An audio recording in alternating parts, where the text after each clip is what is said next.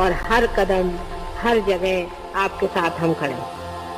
हर जगह, कहीं पर भी आप हो, कहीं पर भी रहो, हर जगह हम आपके साथ हैं, काया मन वाचा पूर्णतया। ये हमारा प्रॉमिस। तो एक पल भी आपसे दूर नहीं। जब भी आप मुझे सिर्फ आंख बंद करके याद कर लें, उसी वक्त मैं पूर्ण शक्ति लेकर के शंख चक्र गदा पद्म गरुड़ लई सिधारे। एक क्षण भी विलंब नहीं लगेगा, लेकिन आपको मेरा होना पड़े। ये जरूरी है। अगर आप मेरे हैं तो एक क्षण भी मुझे नहीं लगेगा।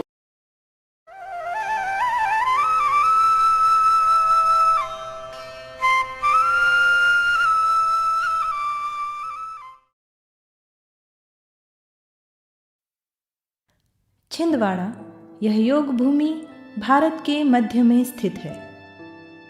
इसी शहर में 21 मार्च को, जिस दिन दिन और रात एक समान होते हैं, उसी दिन ठीक दोपहर 12 बजे सन 1923 में परम पूज्य श्री माताजी निर्मला देवी का जन्म हुआ।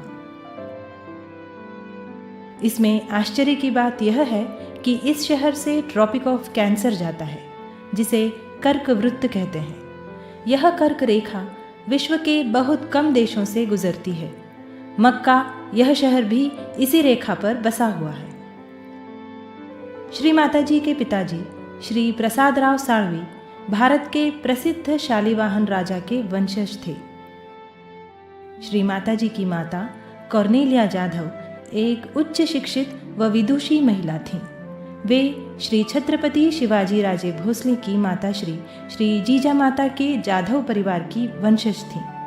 भारतीय स्वतंत्रता संग्राम में श्री माताजी ने गांधी जी व अपने माता पिता के साथ मिलकर बहुत महत्वपूर्ण भूमिका निभाई। अपने बचपन में विद्यालय की छुट्टियों के समय श्री माताजी गांधी जी के साथ उनके आश्रम में रहती, आश्रम के सभी कार्यों को बराबरी से अपना योगदान देती। उनका हर कार्य में सक्रियता से भाग लेना गांधी जी के मन को मोहित कर लेता। तत्पश्चात 1947 में श्री माताजी का विवाह श्री चंद्रिका प्रसाद श्रीवास्तव के साथ संपन्न हुआ। सर सीपी श्रीवास्तव ने भारतीय प्रशासकीय सेवा में IAS अधिकारी के रूप में अपने नौकरी की शुरुआत की। सन 1961 में सर सीपी को शिपिंग कॉरपोरेशन ऑफ इंडिया में मैनेजिंग डायरेक्टर के रूप में नियुक्त किया गया। तत्कालीन प्रधानमंत्री श्री लाल बहादुर शास्त्री ने सर सीपी श्रीवास्तव के व्यक्तित्व से प्रभावित होकर उन्हें अपने सचिव पद हेतु नियुक्त किया। वर्ल्ड मैरीटाइम यूनिवर्सिटी के सर सीपी फाउंडिंग चांसलर थे। सर सीपी को भारत सरकार की ओर से सन 1972 में पद्म भूषण पुरस्कार तथा सन 2007 में पद्म विभूषण पुरस्कार से सम्मानित किया गया। आपकी व्यवस्थापकीय व प्रशासकीय सेवा तथा अपने दृढ़ सिद्धांतों के लिए आपको तत्कालीन राष्ट्रपति ने श्री लाल बहादुर शास्त्री पुरस्कार से सम्मानित किया। श्री माताजी ने अपनी शिक्षा, माता पिता के प्रति अपने कर्तव्य, राष्ट्र के प्रति जिम्मेदारी और अपना वैवाहिक जीवन यापन करते हुए अपने अंदर स्थित दैवीय शक्ति का आभास उन्हें बचपन से ही था। 5 मई 1970 को भोर के समय एक आश्चर्यजनक घटना घटी।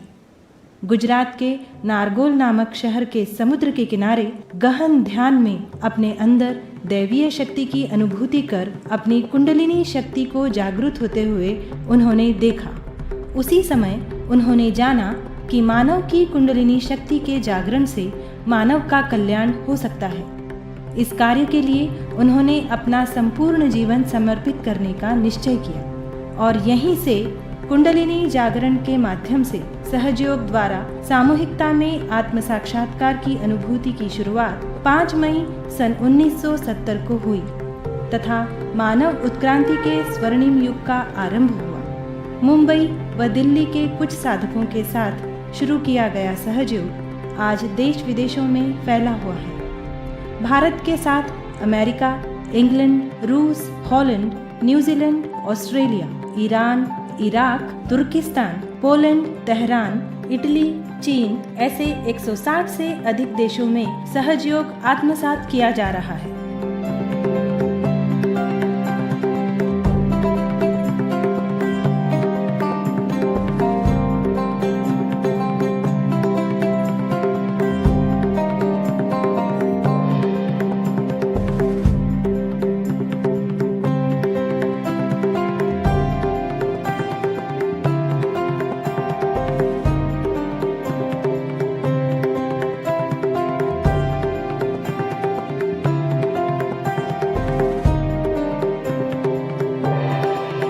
मानव जाति की आध्यात्मिक उन्नति के साथ परम पूज्य श्री माता जी ने समाज के उपेक्षित वर्गों के उद्धार के लिए अपना अविरत योगदान दिया।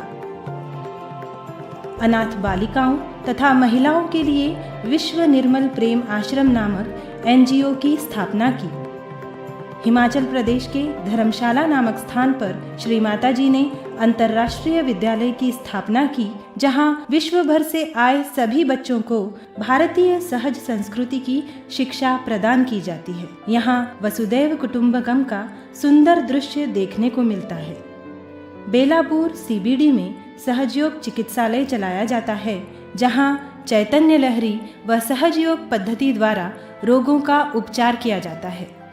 उसी प्रकार भारतीय सहज संगीत की शिक्षा के लिए श्री माता जी ने वैतरणा में PK साळवे कला प्रतिष्ठान की स्थापना की। श्री माता जी के इस अमूल्य कार्य के लिए उन्हें देश विदेशों से कई सम्मान व पुरस्कार प्राप्त हुए। 15 अक्टूबर का दिन फिलाडेल्फिया में श्री माता जी निर्मला देवी दिवस के रूप में मनाया जाता है तथा 10 सितंबर को यही दिन सिनसिनाटी में भी मनाया जाता है। श्री माता जी को बीजिंग में 1995 के जागतिक महिला परिषद में विशेष अतिथि के रूप में संबोधन के लिए आमंत्रित किया गया। रूसी सरकार ने सहजयोग को एक वैज्ञानिक मार्ग के रूप में मान्यता दी।